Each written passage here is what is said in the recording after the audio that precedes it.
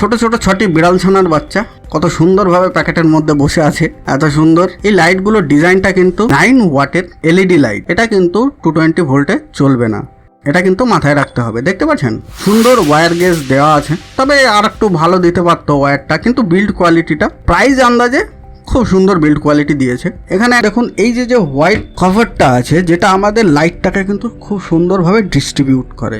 Even এই যে পেছনে হিটসিংটা দেখছেন, খুব সুন্দরভাবে পেস্ট লাগিয়ে কিন্তু ফিটিং করা আছে।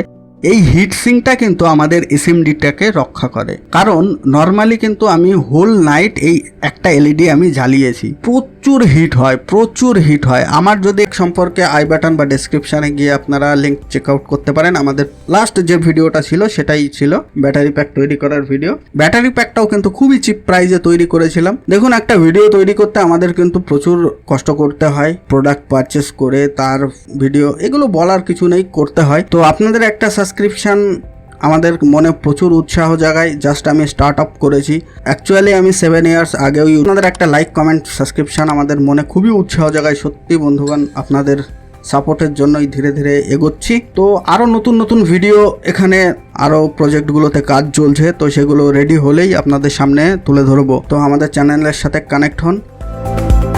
চলুন, দেখা হচ্ছে নেক্সট ভিডিওতে। Thank you, bye bye, have a good day.